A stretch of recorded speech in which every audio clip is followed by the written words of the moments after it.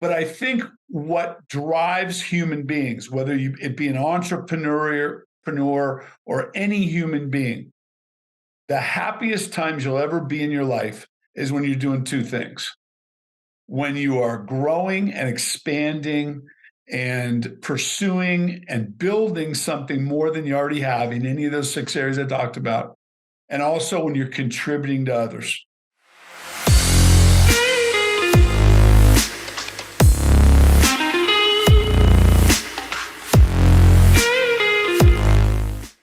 In today's episode of the Hero of the Hour podcast, Mark has an inspiring conversation with the one and only Bernie Stoltz, a seasoned motivator, coach, and public speaker. Bernie is the CEO of Fortune Management, the world's largest executive coaching organization for doctors.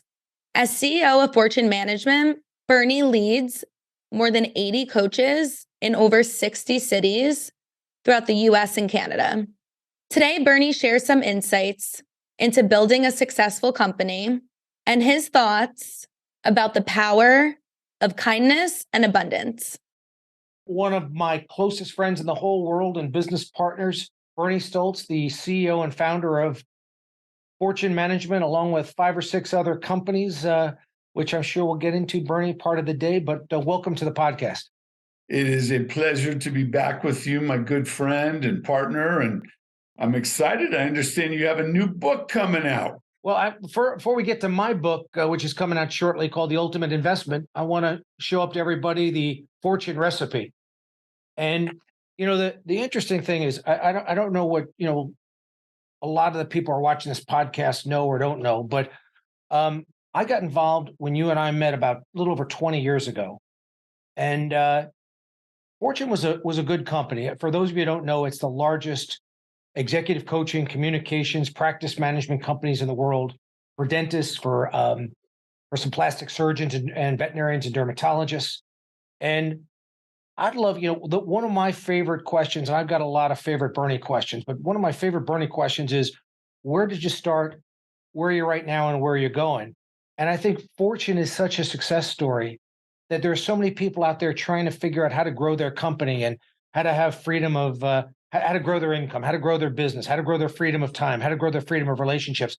I think it'd be a lot of fun just to take people and take you through your journey, because quite frankly, the monolith, the giant company Fortune has become was not what it was 22 years ago, and it wasn't that way 32 years ago when you founded it. So I'd love to people to just take people through it, because I think it's a really Horatio Alger amazing story of success. Yeah, I mean, I think one of the chapters that is in my new book kind of speaks to the vision of any kind of a business that I've ever been involved with, which is, I think it all starts with your core beliefs and your values. And one of the things that we always believed about Fortune was that it's okay to do good by doing good things for others. And what we saw, where we started as a very, very small regional executive practice management company. And boy, I remember in the salad years, I did it all. I was in offices. I was doing public speaking, and then as it grew, I really wanted to kind of be the face of the company, and really wanted to put my core beliefs out there on a national level. And so, I guess at one point I was probably traveling 150 to 200 days a year, and at the same time was still trying to maintain life balance with a wonderful wife and 2 kids, and still coaching basketball and all that cool stuff. But I think what really was exciting about Fortune is we knew we had a really, really solid product and a service. And, if you go back, I mean, dentistry, which is still our core. I mean, at this point today, we have about, at any given time, about 1,200 dental practices under management in about 90 markets throughout the United States and Canada. We have about 140 executive coaches. I've got a great leadership team, and we've really built it and scaled it but the core principles of the company were the same back then as they are today, and the belief systems about why we felt it was going to be a needed service. And again, as I started to say, dentistry's changed a lot in the 30 plus years that I've been in it, almost 35 years. Fortune's now in its 34th year. But back then, dentistry was different in the fact that there wasn't a lot of practice management. There wasn't a lot of executive coaching. The whole concept of executive coaching, not just in dentistry, but in every profession, has really became the buzzword of the 21st century, and so it didn't really exist. And when it did exist in dentistry over 30 years ago, it was really more about systems and practice management and just the nuts and bolts of it. And what we saw was we saw this huge void, first of all, in the area of personal development and emotional fitness and mental toughness, because all of business, including dentistry, including anything we do, is all about the psychology of it. And we just didn't see anybody, and quite frankly, still today, circa 2023, I don't think there's any organization out there that teaches the psychology of business and the psychology of dentistry and the psychology of healthcare better than Fortune Management does. And so we saw that as the secret sauce. We also, at the same time, we believed that dentists really were not getting a lot of business acumen and training. You certainly don't get it in dental school, just like MDs don't get it in medical school. In fact, quite frankly, they dissuade the practitioners against it, And so, and think about this. Where else are you going to go and get a professional degree? You're going to get a doctorate degree, but the only way you're really going to be successful is if you also know how to run a business, but yet they give none of that training. So it's pretty ironic, right? So we just saw all those things between the need for these doctors to have leadership skills, for them to have emotional fitness, mental toughness, and adopt a belief system that was going to really, really support them, to give them a business acumen, to all those things. And then, of course, there were more things too. Also 30 years ago, it was taboo for a dental practice to market, just like it was taboo for a law firm to market 3 decades ago. Well, that's all changed now, right? So those were all the things that we saw that we still believe today make the difference, because one of the things we've said is it's not just about the doctors, it's about the teams, it's about the culture. And what we know is that you don't grow any business, not yours, not mine, not a dental practice. You do not grow a business, you grow the people within it. So we've always been about personal development, right? And again, falling in love with business. That was another thing that I saw early on, is that we had a lot of doctors who love being clinicians, love being artists. But the dichotomy of it is you can be a great artist and go broke. There's tons of starving artists out there. So you need to be good at both. And so that was really what helped Fortune to really grow. It was staying with it. And then, of course, learning how to scale it. So that's kind of where we are today. Very proud of. You were talking about that. One thing I've noticed in the salad days you were talking about when you first started, where you were chief cook and bottle washer 30 years ago. I've noticed Fortune has grown a lot, but I also notice that you do less and less things every year, and you do them with more and more precision.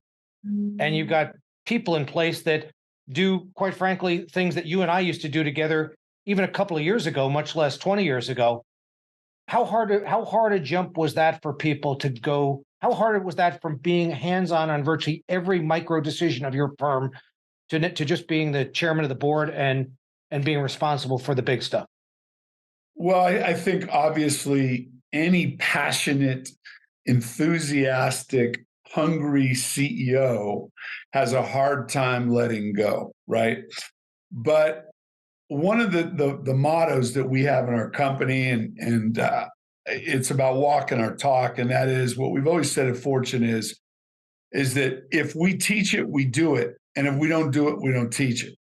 And one of the things that we have always emphasized to all of our doctors, all of our clients around the country, is that one of the greatest challenges that any professional has, and I know you and I have talked about this before, and I don't care whether it's a dentist, an MD, a lawyer, a architect, a CPA, they all have one thing in common. And that is if they're good at their trade, if they're good at being the artist, they can make a good billable hour. There are brain surgeons out there that can make $5,000 an hour. There are cosmetic dentists that can make $5,000 an hour. The challenge with it is no matter how much you're worth per hour in your career, it's still just a good paying job. And what I think every entrepreneur, because I know your new book is going to speak a lot to the entrepreneurial spirit and the entrepreneurial mindset, which is what I'm all about as well. And I think what I learned is you don't get rich working for a living, and you can't make as big an impact on the career, society, the world, whatever that is, if you're just trading time for dollars. So one of the things that I have in my new book is a chapter on what I call touch it once.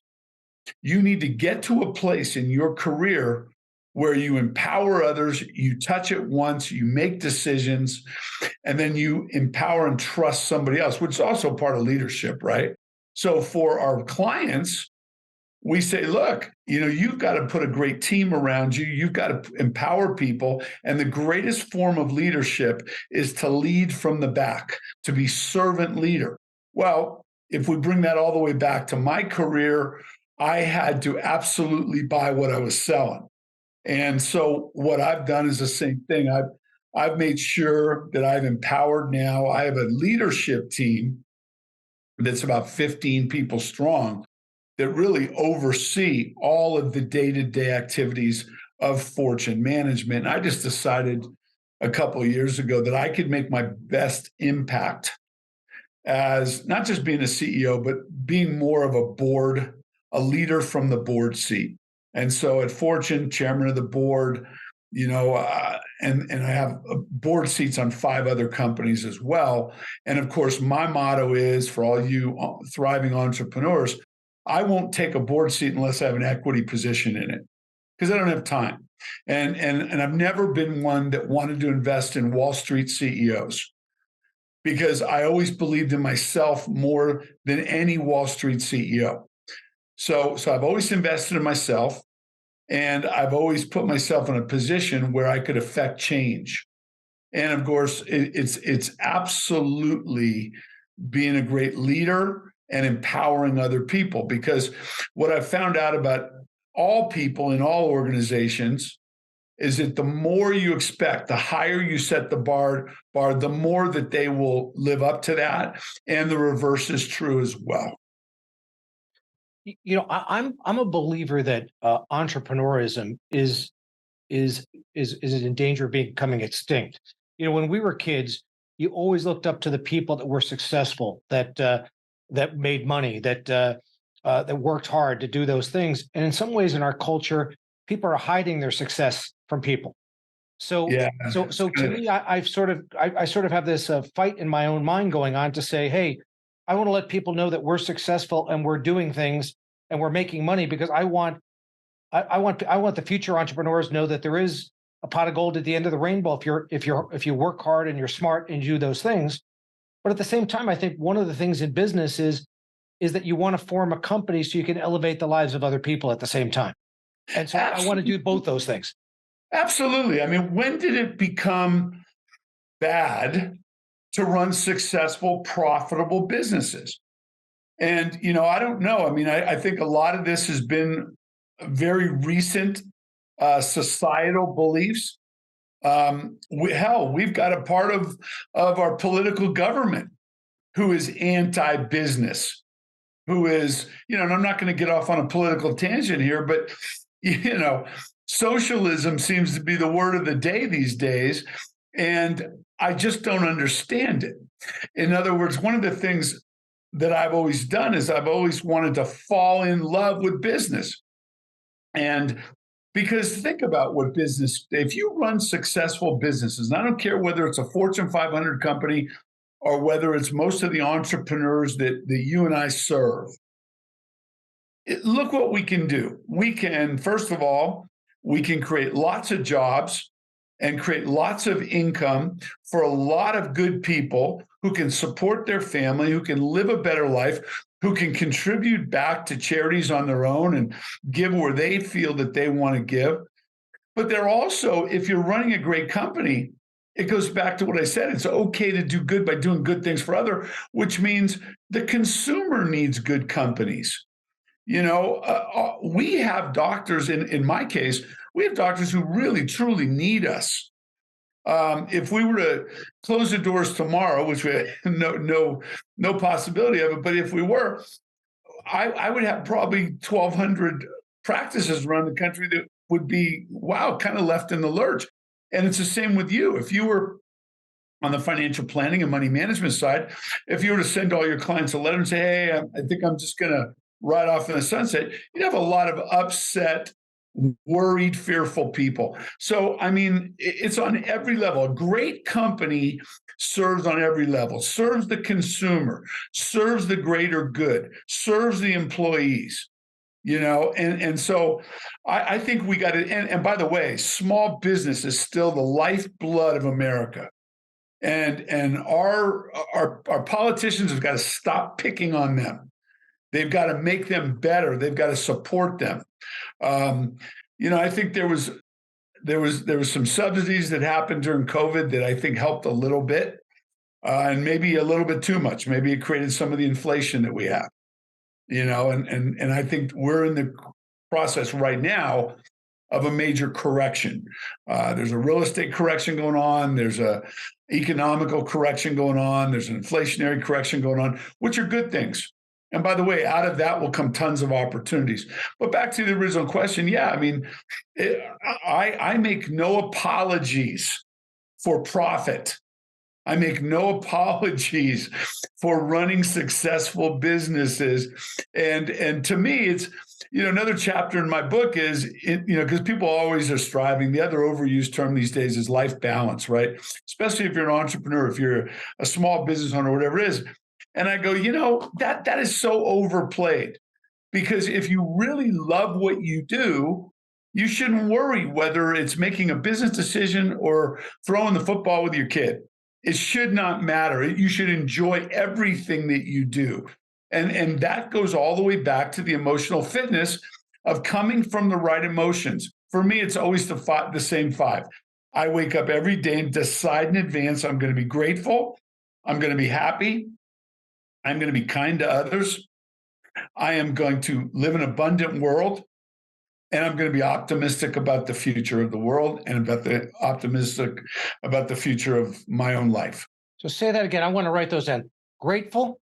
Grateful is the platform for all of it.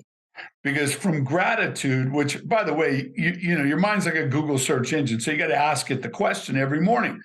Every morning I ask the question, what am I most grateful for? I woke up this morning and go, God, I'm grateful I get to spend a little time on a call with my good friend Mark Murphy, but so you can be grateful for all kinds of things, but I usually, the way I get real grateful is I go around my life wheel, right? And I say, well, what am I grateful for emotionally? What am I grateful for physically? Do I have good health? I got a great night's sleep last night. I'm grateful when I get a good night's sleep, because as most of us know, you get to be about 60 years old. It's not always a great night's sleep, whether you got stuff to worry about or not. Sometimes you just don't sleep well, right? So it's the little things you get grateful for. I get grateful for my relationships, who I love, who loves me, who do I get to play with every day, right? I get grateful for the ability to contribute in business and to the world and to pay it forward. I get grateful for the businesses that I get to play in, and I get grateful for my lifestyle. And once I go around that, I develop and it's a different list every day. Sometimes I do it on the stair climber. I think that's the best. If your listeners really want the best start to a day, man, do something that gets your energy level moving. Do a power walk. I know winters are tougher, but bottom line is get on a stair climber, do whatever you got to do, but then go into your head, because mornings and getting in your head are the most productive, most powerful times of the day. But out of that gratitude, it's really easy to be happy. By the way, people ask all the time, they go, well, what's the big thing of being happy? And I go, well, have you ever noticed that happy people seem to live longer? Have you noticed that happy people tend to make more money? Do you notice that happy people tend to attract more happy people? So there's a huge reward to being happy, right? That allows me to be kind to others because you want to pay it forward with kindness. We've got enough people who are not kind in this world. We don't need any more of that. The abundance mentality is also wonderful because blue ocean, right? I mean, there's always enough. And I talk about that in my new book too. And then the one that I really, really adopted, I used to have those 4 as anchor emotions that I choose every day. And the one that I adopted during COVID was optimism, because I just felt like there wasn't enough optimism. And I knew that optimism was going to be our way forward, whether that be in business or whether that be in a relationship or in life or with your health, whatever it is. So those are my 5, and it hasn't failed me yet. It works pretty well. One of the things that's so elusive to people, and I think when you talk to people and they're sort of with their own conscience, they talk about, can I have wealth? Can I have health? Can I have purpose? Can I have love in my life? And I think you talked about abundance. I think there's an awful lot of people that are trying to get that right, but they sort of have a mindset that say, hey, to get wealth, I have to give up health, or to have health, to have purpose, I have to give up love. And so I find that there may be others. Those are 4 that I seem to focus around a lot. Do you think you can have health, wealth, purpose, or meaning and love at the same time? And how hard is it to get? Do you think people actually are getting that? Well, I think what you kind of did is just hit the definition of what true life mastery is. So even though I said life balance is kind of an overused term, mastering 6 areas of your life together simultaneously is an amazing thing. And again, those being your emotional fitness, your physical fitness, your relationship fitness, your contribution fitness, your power of purpose has to come through a career, I believe, and through contribution. And then the 6th one used to be one of your favorite topics, financial freedom, which it still is. But I think if you get all of those together, what I've done in my life now in my early 60s is it's not so much about me chasing financial freedom and abundance anymore. It's more about how do I now take that financial freedom and turn it into the lifestyle of my dreams, creating that amazing life. And I think the because frame for all of your listeners needs to be is that the payoff to going after all 6 simultaneously is it has this powerful synergistic effect on one's life. Because when you've got all 6 of those, you're in the zone.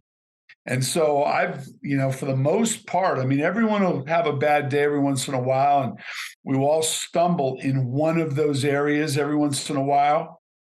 But the bottom line is I think what screws people up is when they don't keep all 6 of those in their sights, when they're all about money or all about their business or all about health, but they're doing it at the expense of their marriage, or they're doing it at the expense of something else, right? So I think your conscience, when you say the word conscience, your conscience is very, very clear and level-headed when you know that you're making advancements in all 6 of those. And by the way, I'm not perfect, neither are you.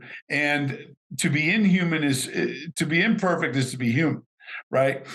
But I think what drives human beings, whether it be an entrepreneur or any human being, the happiest times you'll ever be in your life is when you're doing 2 things. When you are growing and expanding and pursuing and building something more than you already have in any of those 6 areas I talked about, and also when you're contributing to others. If I would challenge any listener today to ask themselves, what was the happiest times of your life? Most people will tell you it wasn't the day they got married or the day they started the business or the birth of their child. No, what they'll tell you is it was while they were pursuing, while they were chasing that romance or getting ready to build that business or building it or raising the children or whatever that is, or getting a better body, right? Working out, getting toward your peak energy state, right? But so that's how you get happy forever, and is to just constant and never improvement, and know that that's how human beings are wired, I believe. That is this is very, very powerful stuff. I think if anybody who's watching this podcast adopted what you just laid out in the last 10 minutes, I think that's like the key to life. I think that every single one of these things, I don't think there's anybody that could disagree with anything you said. I just think with people, I think people know it. They've just got to put some intentionality around it. Couple of things we also talk about is we've heard her talk about. You've talked about executive coaching, all these buzzwords. Everybody wants to be a coach. Everybody wants to be a consultant. Everybody wants to be. What's the difference between a consultant and a coach? Well, early in the day, that was a painful experience because we'd go talk to potential clients and they go, "Oh, you're another consultant." We go, "No, no, no, no, no. Please don't put that label on us." And the challenge was, I had created 5 other companies before Fortune, and so I was not unfamiliar with hiring consultants. What I found though is that consultants, a lot of times, not always, I'm sure there's some good ones who still call themselves that, but most of them, what I found was they were people who would come in and they would want to put their expectations on you, the business owner, or they wanted to tell you what your vision should be. And in doing that, would try to a lot of times create a cookie cutter approach where they would try to jam sometimes square pegs in round holes. And for a lot of business owners in particular, that can be offensive. Even for life coaches, it shouldn't be done. And so what we've always said is coaching is 100% different in the fact that when we sit and talk with anybody, any new potential client or anyone who just needs our help, it's always about 5 questions to open up the conversation. One is, where are you at right now? Where are you at in your life? Where are you at in your business? Just where are you at? And that's a loaded question. They're all loaded questions, but you've got to establish a point A to everybody's journey, whether that be the business path or whether it be the personal path. Second question we always ask is, well, how'd you get there? In other words, everyone's got a past. Now, the past doesn't equal the future, but it's important that we have history because you learn from that. And if you're a great coach, you learn about people's behavior from their past decision making, right? Third question, though, is what makes the difference, and that is to make sure that the person you're talking to is asked, well, where do you want to go? If your business was great, if your life was great, if you were fulfilled, if you were in a good place mentally and physically, what does that look like to you? Not what I want for you, but what you want for you. Fourth question I'd ask all your listeners on that is, do you have a plan in place to get yourself there? Now, that's a defining question on whether maybe you should be looking for a coach or someone who can help you with a roadmap. And by the way, coaches are not people who are any smarter, any better than you. The only difference that a good coach has done is they might have lived in your shoes many times over. And what they'll do is they'll accelerate your process through the concept of modeling. In other words, success leaves clues, right? If it worked for 10 other business people, it may work for you. So, and I also remind people, coaching is just someone who has to be able to see the individual beauty in everyone that they coach, even when that person can't see it in themselves. They also have to be someone who will hold that mirror up in front of them sometimes and say, look, until you take my permission away, this is who you said you wanted to be. This is where you said you wanted to go. Now, if you no longer want those goals or want that vision, fine, we'll go somewhere else. But until you do, that's where we're going to go. Will Smith had a great line in a song he did maybe 25 years ago when his first son was born. And there was one buzz line in that always stuck with me, and it said, "Life will attack, you will slide off track, and I got your back, son." And I think a great coach always has somebody's back. And then, I think the last question that I always ask anybody is, how can I help? How can I help? So I think there's a huge difference between a coach or a coaching organization like Fortune or like Northeast Private Sequoia Client Group. You guys are coaches as well. You guys are coaches. So many of the things that you and I do, Mark, are aligned, because that's why we've worked together for over 2 decades, right? Because the same process that we will take a client through for their business, their practice, or even their life, you're doing the same things through the financial prism, right? You want to find out when you do 2 meetings, when our advisors at Sequoia, when they do, it's always 2 meetings, right? And the first meeting is the same conversation. Where are you at? How much have you saved? What are your spending habits right now? All those wonderful things. But then it's also, tell us a little bit about your history. But more importantly, in financial planning, it's the same thing. Tell me where you want to go. And are you willing to do the things that it's going to take so that we can both celebrate at that goal line? So that's why we're so aligned. So I was going to say, I would say what you say was that you want to believe so viscerally in their ability to succeed that they believe it themselves. But the thing that I find so interesting is that what I think real coaching, what we do, and I think what Fortune does in coaching, it's about, the word I would put is possibilities.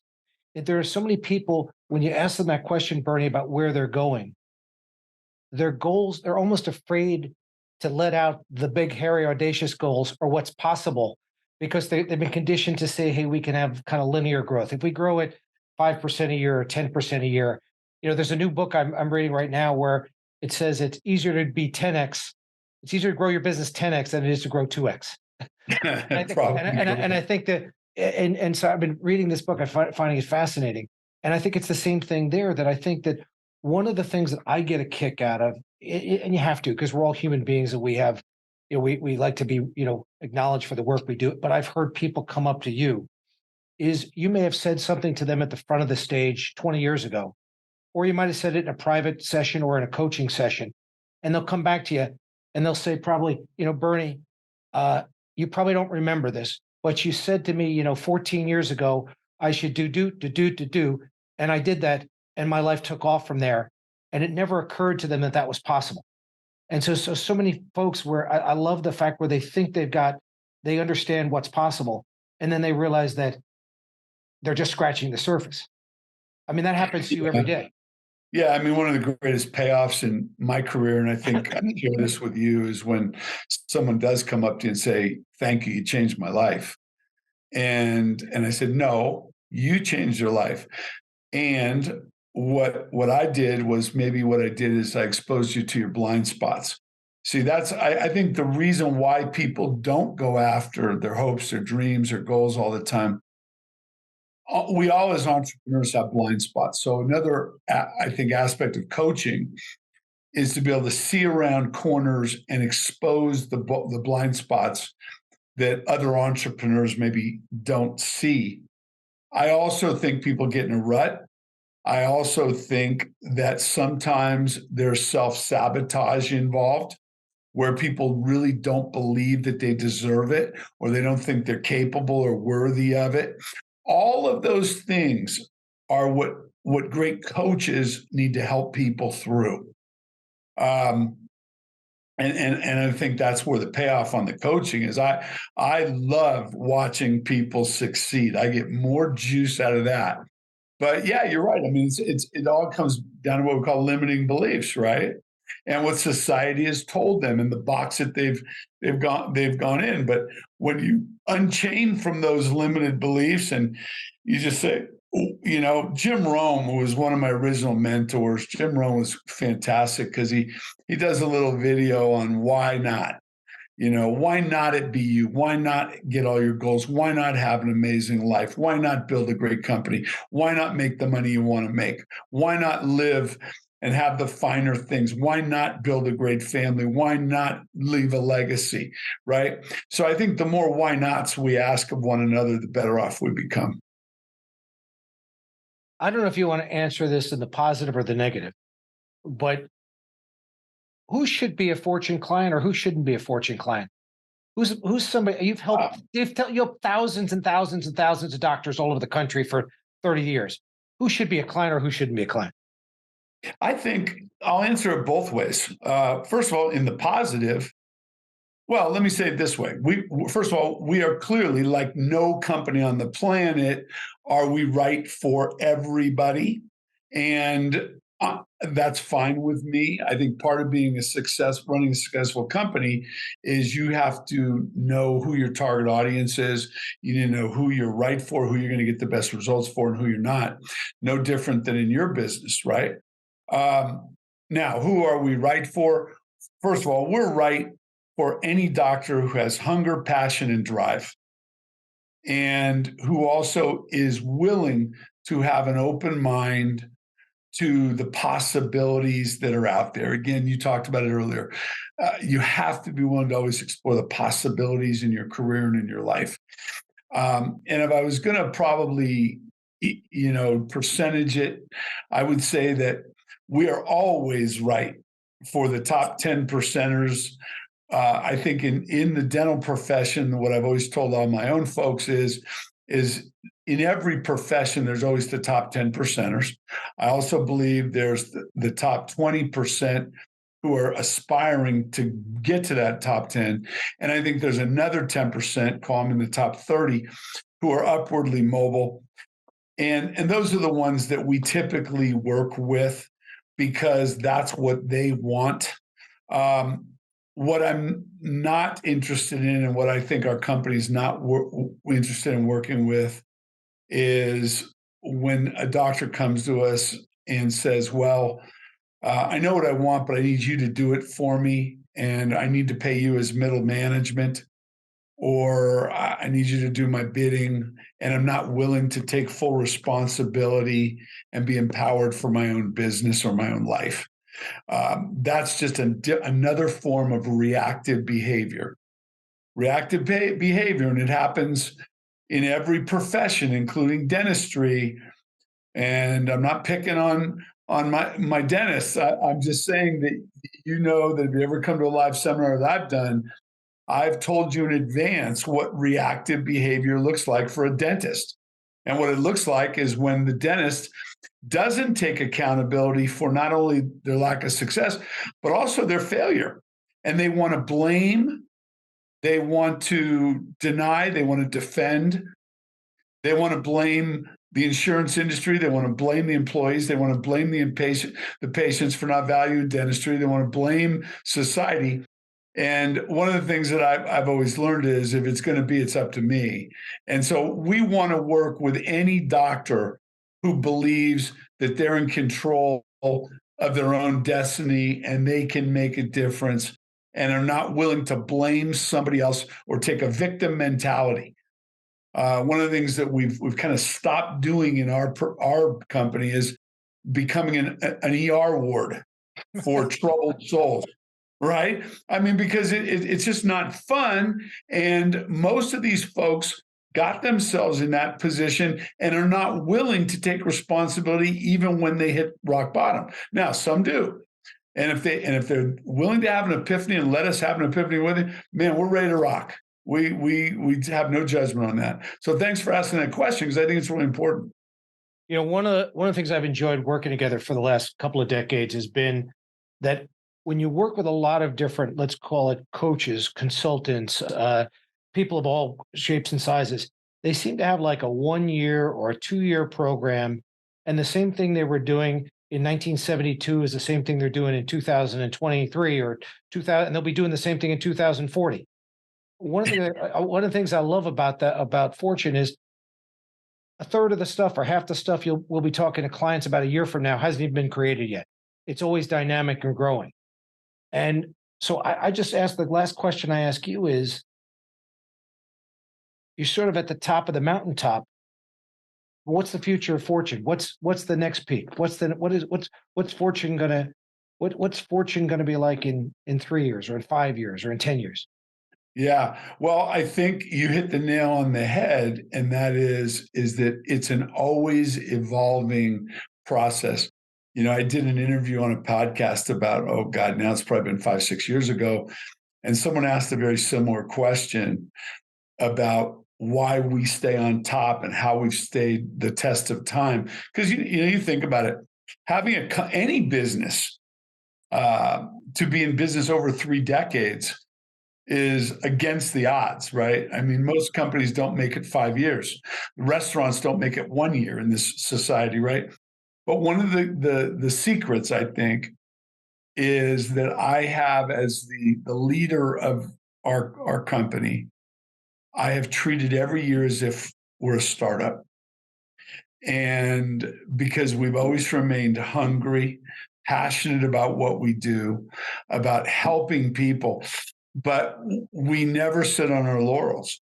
There are certain things in our company, as there are in any successful business, that will stay with you as what we call profound truths. Someone asked me that, what's a profound truth? And I go, well, a profound truth in life is something that was probably true 100 years ago. It was true today, and it'll be true, God willing, 100 years from now. Now, in business, there are profound truths as well. We've shared some of those on our conversation today, as far as what works, what doesn't work for a human being and for a business. But I think there's also a dimension of constant and never-ending improvement. Comes from the Japanese term kaizen, right? Which means always, constantly, and never ending. Which really, if you think about it, isn't that what mankind has done? Think about this. We're the only species on the planet that has evolved over the last, however, thousands of years. Because we have a brain, we can reason, we can learn, we can evolve, right? Well, I think great companies do the same thing. But I think we will in 2023, right as we speak, we are starting the year looking at new dimensions. And right now, we've got some really new, exciting divisions of the company, along with all of the galaxy of divisions that we already have and all the great partners we have. But there's always something new, and that's what keeps you young too, I believe, Mark. Well, I agree with that. All I can tell you is that I've we've had conversations like this from lunchtime till 3 in the morning for a long, long time. And I got to tell you, anybody who spent the time watching this is wiser than they started the conversation with. But if you'd like more of this, I'd ask you to go buy the Fortune Recipe. Where you can get that? You can get that at Amazon. Where else can you buy this book? Yeah, you go Amazon. Amazon is probably the easiest. It's also in an ebook format through Amazon, through Kindle if you want. And what I'd say about that is look, that book was not written to make money, and I'm not a paid author. That's not what I want to be. I did that for one particular purpose, and that was to pay it forward. And when we released it almost a year ago, I first released it internally in our national meetings at Fortune to about 150 folks. And I said, my greatest wish is that, first of all, you all read it so that we become a better company. Then I hope that you give a copy to every one of our clients so that they can create their best life. And then in a perfect scenario, they give it to every person on their dental team or on their healthcare team so that their organizations are easier to lead. And these principles go deep into the culture of one's organization. And we had a little bit of time on our hands during COVID. That's when we decided to do it. And also, every dollar of proceeds goes right to the Fortune Foundation, which funds all kinds of worthy causes all over the world. So, I hope you buy it and read it and do it for yourself. I know it can only make you better. I believe that even if you just take one or two principles, it can change your life.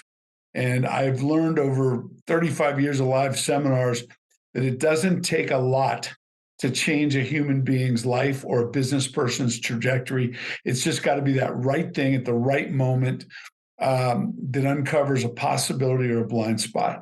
So that's what the purpose is. And by the way, I am excited to be with you on launch day of your new book. You want to tell us a little bit about that? I just think it's called The Ultimate Investment, which is, I guess, the last great tax shelter in this country is owning your own business. Yeah, And sure. so what we want to do is I want to honor those entrepreneurs and entrepreneurial thinking people, and we want to help them unleash abundance in this country by helping them, as you say, not only grow successful businesses, but it's never about that. It's about the people.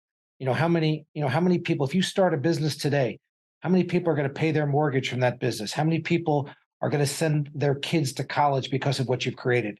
How many more good works and charitable organizations will get help because of what's been created? One of my pet peeves is with people say, I have enough, Bernie. And they go, well, if you have enough, I find those people to be very, very selfish. Because if you have enough, you just have enough for yourself and nobody else. What we want to do is create abundance in this world. And we want to show people how there could be a bigger, better future out there for everybody. So I'm excited about that. And, as I said, this book I have coming out, and the book you just had coming out.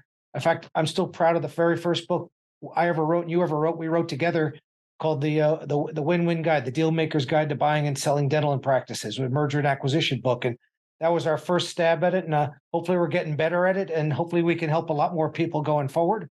And I just want to thank you for your time. It's always inspiring. Well, I appreciate the time as well. And I look forward to the future, my friend. Thanks, Bernie.